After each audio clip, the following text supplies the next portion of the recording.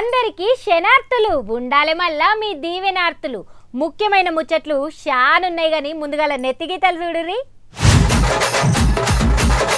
వరదలు ఆగినాక ఓరుగల్లుకు సీఎం పక్క చేస్తాడంట సాయం.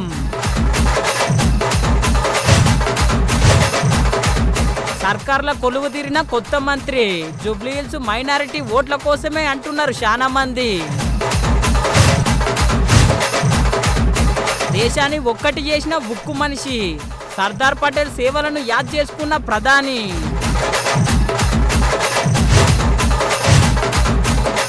వరదలల్ల డ్యూటీకి బయలుదేరిన 4వ సింహం మత్తు మెచ్చుకుంటున్నారు మళ్ళా జనం. ఉన్న గూడు చెదిరింది, ఊరు మొత్తం అరదల మునిగింది. గిప్పుడు ఓరుగల్లు పరిస్థితి గిట్లనే ఉన్నది. ఆనలాగినా గల బాధలైతే ఆగుతలేవు. ఇంకా గొడ్డు గోదా సిన్న సితిక సామానంతా బురదలనే ఉన్నది. గియాల ముఖ్యమంత్రి సారు ఓరుగల్లు బాట పట్టిండు. మరి పబ్లిక్కు ఏమిమ్మతిచ్చిండో అరుచుకుందాం పాండ్రి.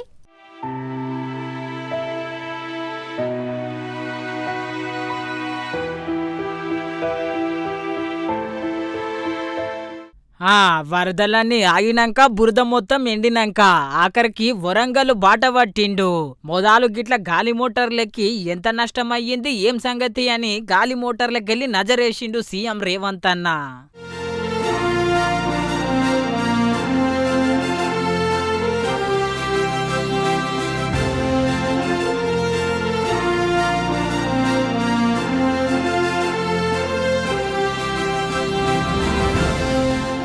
అటెన్క వరద బాధితులను కలిసి గల కష్టాలు వరుసుకున్నాడు.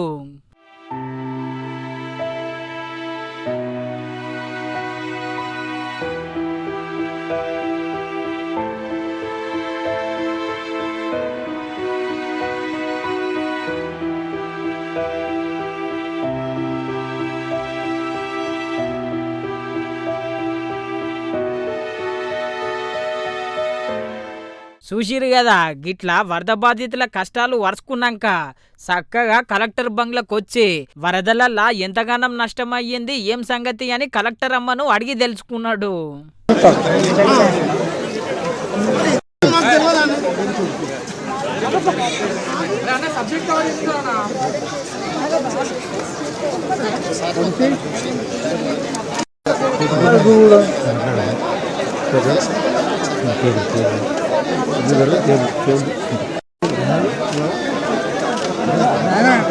గిట్లా ఎంత నష్టం అయ్యిందో మొత్తం ఎరక చేసుకున్నాక మొత్తం కబ్జాలు చేయబట్టే గింతగానం వరదలు వచ్చినాయి. లేకుంటే వరద నీళ్లు మంచిగా చక్కగా కాల్వల కోతుండే. గా కబ్జాల దిక్కెలే గింతగానం నష్టం వచ్చింది. ఎంబడే కబ్జాలను ఖాళీ చేయాలని ఆవాజ్ ఇచ్చిండు సీఎం సారు. అదే విధంగా సిటీలో ఎక్కడైతే ఎంక్రోచ్మెంట్స్ ఉన్నాయో, ఎక్కడైతే నాలాలు ఉన్నాయో చెరువులకు వెళ్ళడానికి, వాటిని ఎక్కడైతే బాటిల్ నెక్స్ కబ్జాలకు లోనైనో ఖచ్చితంగా కబ్జాలను తొలగించాల్సిందే. ఎంత వారున్నా ఎవరున్నా ఆ విషయంలో కఠినంగా వ్యవహరించాల్సిందే. కబ్జాలు పెట్టేటోళ్ళు 10 మంది ఉంటే ఈ 10 మంది వల్ల 10,000 ఇండ్లు కాలనీలలో నీట మునుగుతున్నాయి. వాళ్ళు జీవితకాలం కష్టపడి సంపాదించిందంతా టీవీలు, ఫ్రిడ్జులు, మంచాలు, పిల్లల చదువులు, పిల్లల సర్టిఫికెట్లు, వాళ్ళ సంపద మొత్తం నీళ్ళలో మునుగుతుంది. మనం ఏమి ఇచ్చినా కూడా వాళ్ళకి అంత సహాయం చేయలేము. కాబట్టి దయచేసి ఈ విషయంలో అధికారులు స్పష్టతతో కూడుకున్న నిర్ణయాలు తీసుకొని ముందుకు వెళ్లాల్సిందే. ఇన్నారు కదా అటెన్క వరద బాధితులకు పక్క సాయం చేస్తాం, పానం పోయినా పశువులు పోయినా సాయం చేస్తామని ఇమ్మతిచ్చిండు. అదేవిధంగా గతంలోనే ప్రభుత్వం జీవోలు ఇచ్చింది. మనుషులు చచ్చిపోతే ఎవరు చచ్చిపోయినా 5 లక్షల రూపాయల నష్టపరిహారం ఇవ్వడానికి ప్రభుత్వం నిర్ణయం తీసుకున్నది. ఎక్కడెక్కడైతే హ్యూమన్ లాస్ ఉందో వాటన్నిటిని కూడా రికార్డ్ చేసి పోలీస్ అధికారులకు కూడా కమిషనర్స్ అండ్ పోలీస్ డిపార్ట్మెంట్ కూడా నేను ఇన్స్ట్రక్షన్స్ ఇస్తున్నా. అట్లా పోయిన వాళ్ళందరినీ ఇమ్మీడియట్గా ఎఫ్ఐఆర్ చేయండి.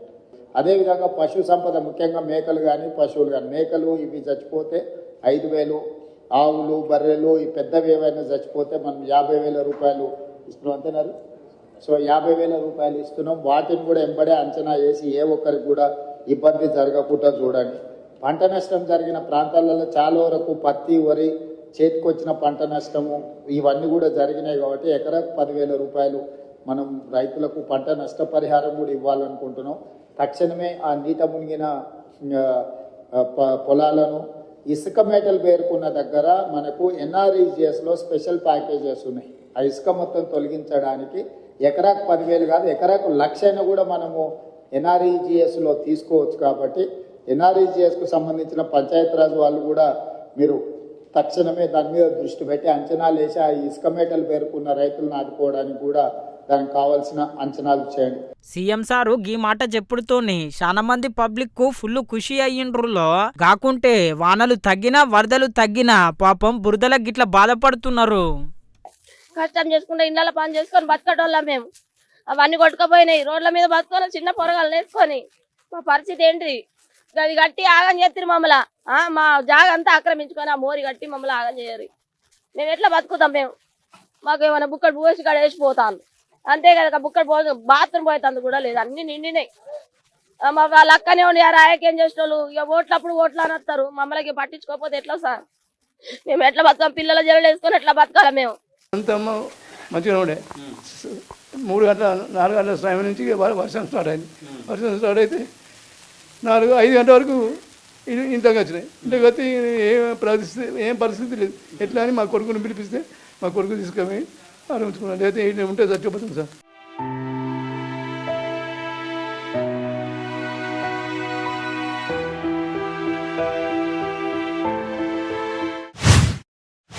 మీరు గియాల మంచిగా కూర్చొని టీవీ చూస్తున్నారంటే, నేను గియాల మంచిగా కూర్చొని ఆర్తలు చెప్తున్నా అంటే కొందరు మహానుభావుల సాయం ఉన్నది.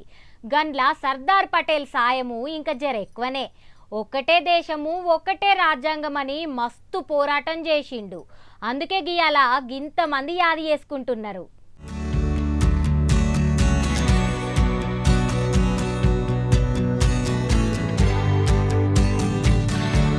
భారతదేశం అంతా ఒక్కటిగానే ఉండాలన్న సర్దార్ వల్లభాయ్ పటేల్ జన్మదినం వేడుకలు దేశమంతా ఒక్కటిగానే జరుపుకున్నారు. అంతటా ఒక లెక్క అయితే గుజరాత్ల మటుకు మస్తు సంబరంగా అయినాయి. మొదలు ప్రధాని మోడీ సారు గిట్లా సర్దార్ వల్లభాయ్ పటేల్ కు సర్దార్ వల్లభాయ్ పటేల్ చేసిన సేవలకు సలాం పెట్టిండు. అటెన్కా సర్దార్ ఏక్తా దివాస్ పూట గిట్లా ఒక్కొక్క రాష్ట్రంకెళ్ళి ఒక్కొక్క తీర్ల కళాకారులు రథయాత్రలతోని అందరినీ రంజింపజేసిండ్రు.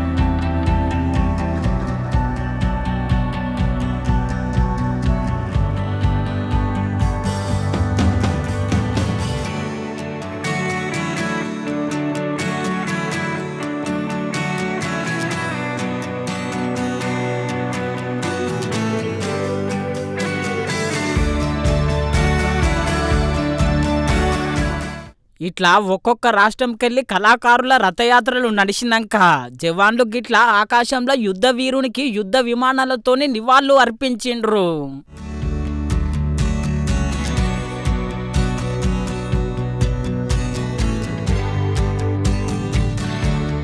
చూసిండ్రు కదా, గింత గొప్పగా అయ్యింది మళ్ళా సర్దార్ పటేల్ ఏక్తా దివాస్. అటెన్కా ప్రధాని మోడీ సారు సర్దార్ పటేల్ ను గిట్లా యాద్ చేసుకున్నాడు. सरदार पटेल मानते थे कि इतिहास लिखने में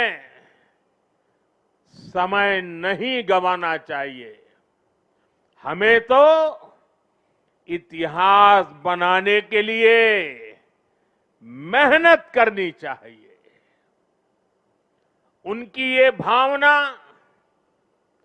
हमें उनकी जीवन गाथा में दिखाई देती है. सरदार साहब ने जो नीतियां बनाई, जो निर्णय लिए, उन्होंने नया इतिहास रचा, नया इतिहास बनाया. आजादी के बाद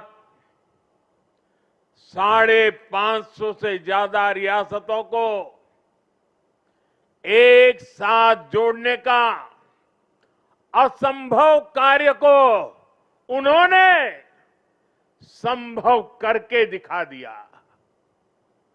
एक भारत श्रेष्ठ भारत का विचार उनके लिए सर्वोपरि था।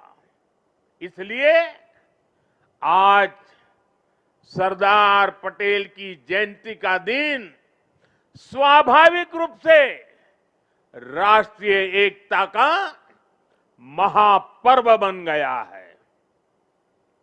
ఇన్నరు కదా, సర్దార్ పటేల్ నిజంగా దేశమంతా ఒక్కటిగానే ఉండాలని ఉన్నంత కాలం పనిచేసిండు. మన హైదరాబాద్ సుత నిజాం రాజుల చేతులుంటే అంత ఒక్కటిగానే ఉండాలని చెప్పి పెద్ద యుద్ధమే చేసిండు. మన భారతదేశంలో కలిసేటట్టు చూసిండు. మరి గింత గొప్ప వీరుణ్ణి మన తెలంగాణలో ఉన్న లీడర్లు సైతం కూడా యాద్ చేసుకున్నారు. గియల్లా పివి నరసింహరావు గొప్పతనం అంటే కాంగ్రెస్ పార్టీకి నచ్చదు. అదేవిధంగా ఈరోజు అనేక మంది స్వతంత్ర సమరయోధుల పేర్లంటే కాంగ్రెస్ పార్టీకి నచ్చదు. కాంగ్రెస్ పార్టీకి ఎంతసేపు నెహ్రూ కుటుంబము తప్ప ఇంకెవరు కూడా ఈ దేశ రాజకీయాల్లో ఉండకూడదు.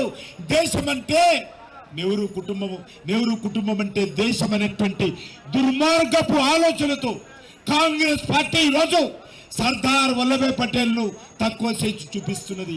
మన తెలుగు బిడ్డ అయినటువంటి పివి నరసింహరావును తక్కువ చేసి చూపిస్తున్నది. సుభాష్ చంద్రబోస్ అంటే తక్కువ చేసి చూపిస్తుంది. ఆజాద్ సుభాష్ చంద్రబోస్ అన్నా కూడా, చంద్రశేఖర్ ఆజాద్ అన్నా కూడా తక్కువ చేసి చూపిస్తారు. అందుకే ఈరోజు భారతీయ జనతా పార్టీ నిర్ణయించింది, ఈ దేశం కోసం, దేశ అభివృద్ధి కోసం బ్రిటిష్ వాళ్ళకు వ్యతిరేకంగా పోరాటం చేసినటువంటి అమరవీరుల చరిత్రను ఈ తరానికి, నవతరానికి, యువతరానికి అందించేటువంటి ప్రయత్నం చేస్తారు. ప్రధానమంత్రి పదవిని అంతా మరి గాంధీ గారి కోరిక మేరకు వదిలేసుకునే మహనీయుడు చరిత్రలో మనకి ఇంకెవరు కనపడరు. పదవుల కోసం ఈరోజు ఎలా తడ్డాల పడుతున్నా మనం చూస్తున్నాం. అలాంటి తరుణంలో వచ్చే పదవిని కాదనుకుని దేశం కోసం త్యాగం చేసే మహనీయుడు శ్రీ సర్దార్ పటేల్ మనందరికి జీవితంలో ఆదర్శం కావాల్సిన అవసరం ఎంతో ఉంది. వారి నుంచి మనందరం తెలుసుకోవాల్సిన విషయాలు ఏంటంటే, ఆయన ఒక మాట చెప్పాడు, ఇవాళ పత్రికలో కూడా వచ్చింది, మీరు చూసుకుంటారు. నేను రాసిన ఆర్టికల్ కాదు, నేను రాసిన ఆర్టికల్ వేరే. ఈనాడులో సంపాదకి కింద 2 మాటలు రాశారు. ఆయన వ్యక్తిత్వాన్ని నిర్వహించుకోవడం కోసం 2 మార్గాలు ఉన్నాయని చెప్పాడు. గిట్లా ఉట్టిగా యాద్ చేసుకున్నడే గాదుల్లో సర్దార్ పటేల్ జన్మదినం పూట ఏక్తా దివాస్ అని పోలీసులు, పిల్లలు, పెద్దలు అందరూ గిట్లా రన్నింగ్ చేసిండ్రు.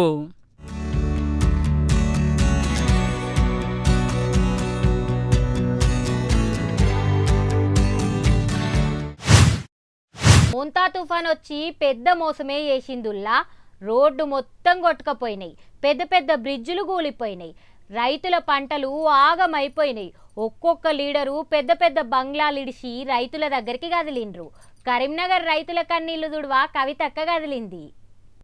గీ మోతా తుఫాను ఆనలు పడ్డాక అందరు లీడర్లు షేన్ల బాట పడుతున్నారు. నేను ముందే పాదయాత్ర చేస్తున్న, రైతులను అరుచుకోకుంటే మాట వస్తుందని గీ అల్లా కరీంనగర్ రైతుల దగ్గరికి పయనమయ్యింది కవితక్క.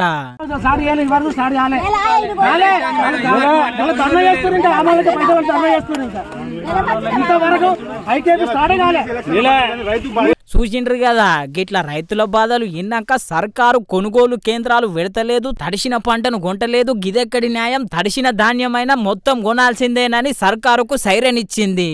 కొంచెం మానవతా దృక్పథంతో ఆలోచించండి. చాలా రోజులైంది ఇక్కడ కొనుగోలు కేంద్రాలు వచ్చి, రైతులు వచ్చి కొనుగోలు కేంద్రాలు రాక ఇబ్బంది పడతా ఉన్నారు. కాబట్టి తక్షణమే ప్రారంభించాలని డిమాండ్ చేస్తున్నాం. అదేవిధంగా పొలాలలో వరి మొత్తం కూడా ఒరిగిపోయింది, కోసేటటువంటి పరిస్థితి కూడా లేదు. సగంకి ఎక్కువ ఇంకా కోతలకు కాకముందే ఈ వర్షం వచ్చి ఇబ్బంది జరుగుతుంది. అక్కడ మరి కోత కూడా, దానికి కూడా మీరు పంట నష్టం ఎంతనో జమగట్టాలి. ఇప్పటి వరకు ఒక్క అధికారి కూడా పొలాలకు రాలేదు, ఊర్లలోకి రాలేదు. మరి ఇట్లా ఉంటే ఎట్లయితుంది? ప్రభుత్వం ఏం చేస్తుంది, కలెక్టర్ గారు ఏం చేస్తున్నారని రైతుల పక్షాన నేను అడుగుతా ఉన్నాను. ఎట్ ఎనీ కాస్ట్ ఇమీడియట్గా గ్రౌండ్లోకి వచ్చి ఎంత నష్టం జరిగిందన్నది బేరీ చేసుకోవాలని చెప్పి ప్రభుత్వాన్ని డిమాండ్ చేస్తున్నారు. అన్ని రకాలుగా రైతులకు దెబ్బ మీద దెబ్బ పడుతున్నది కాబట్టి ప్రభుత్వం మానవతా దృక్పథంతో ఆలోచన చేయాలి. ఎక్కడెక్కడైతే వరి ఒరిగిపోయిందో అక్కడ ఎకరానికి 50,000 కట్టియాలి. ఎక్కడెక్కడైతే ధాన్యం ఆల్రెడీ కుప్పలు పోసుకొని ఉన్నారో అది తడిసినా బూజు పట్టినా మొలకలెత్తినా డైరెక్ట్ మిల్లర్లకు ఆదేశం ఇవ్వాలి, కొనుగోలు చేయమని చెప్పాలి. జై తెలంగాణ. అంతేకాదుల్లో గీ చెయ్యిపాటి సర్కారు పంట నష్టం కింద ఎకరానికి 10,000 రూపాయలే ఇస్తామంటున్నారు. గిదేం న్యాయం?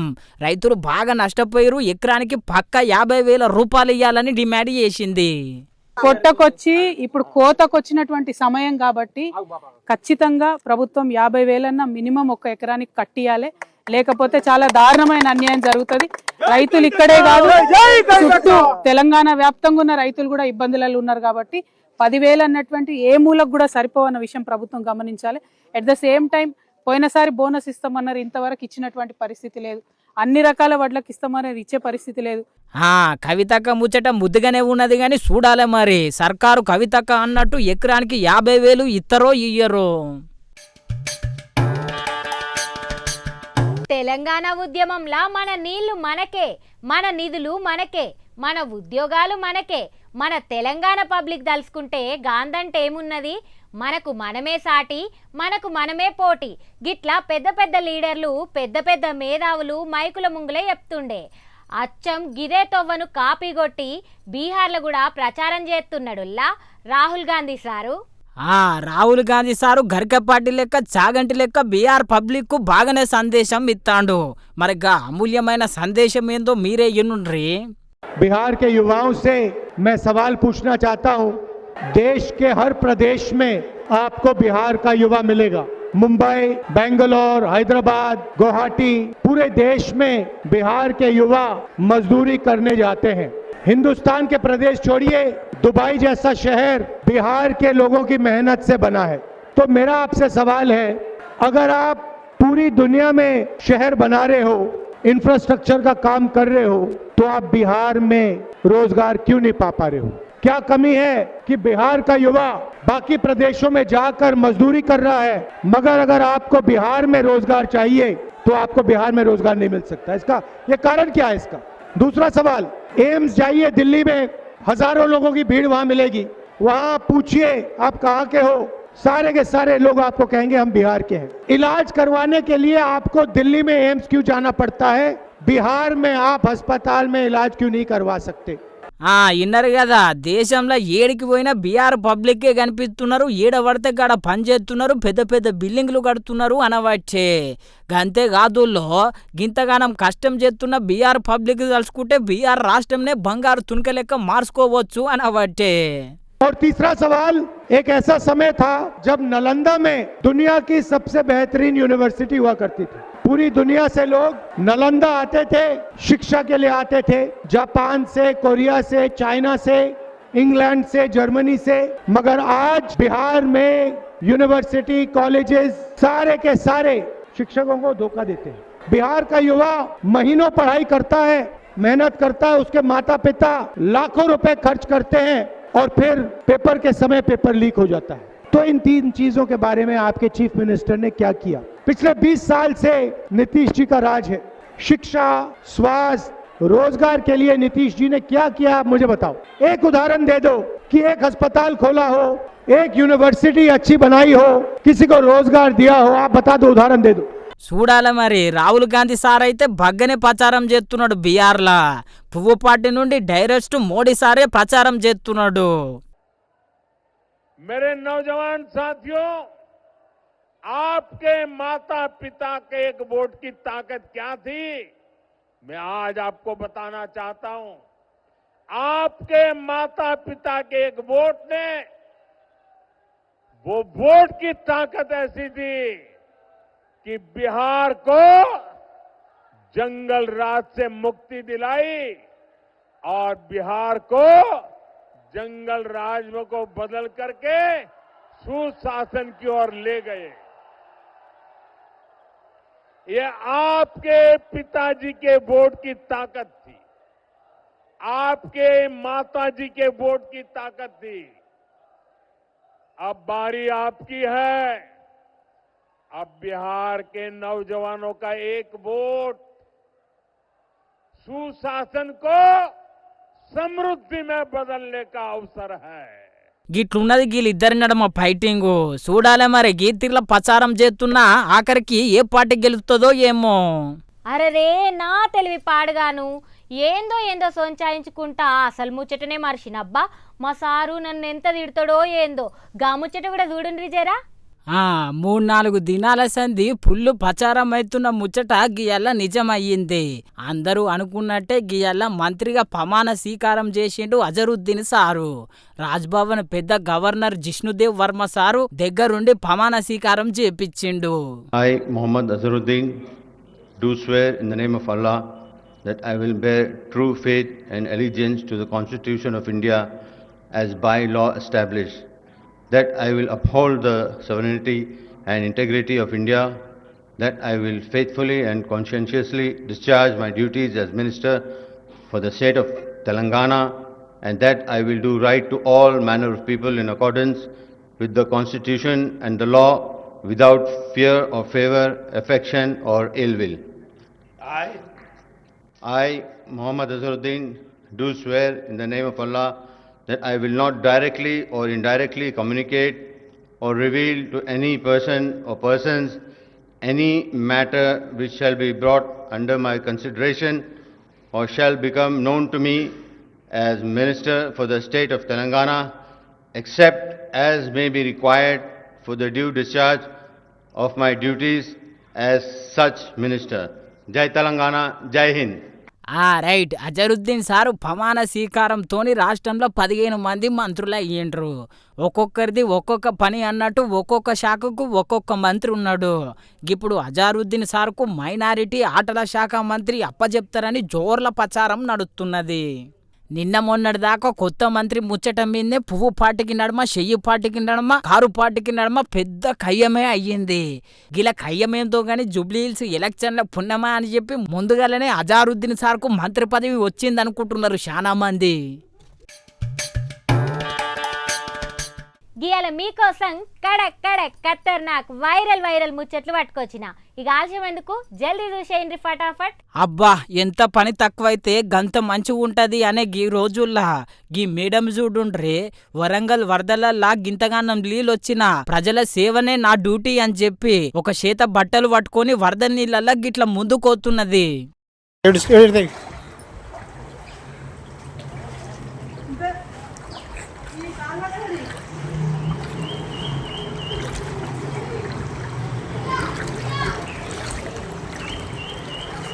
గీ వీడియో చూసిన ప్రతి ఒక్కరు గీ మేడంకు సలాం కొడుతున్నారు. సోషల్ మీడియాలా గిసొంటి పోలీస్ ఆఫీసర్లు ఉంటే చాలు మన దేశం మొత్తం బాగుపడుతుందని. నిజంగా చెప్పాలంటే గీ తాప వరంగల్లా మస్తు వరదలు వస్తే ఒక్క లీడర్ కూడా కనిపించలేడు. మొత్తం పోలీసులు అధికారులే పబ్లిక్ కు మస్తు సేవ చేసిండ్రు.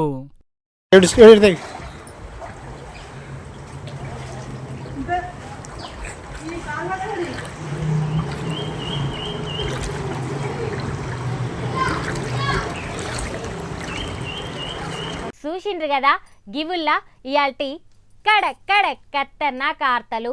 మళ్ళీ రేపు గిదే యాళ్ళకి గిన్నే కలుద్దామా. మరి నేను పోయొద్దునా, మరి ఉంటా, మరి నమస్తే.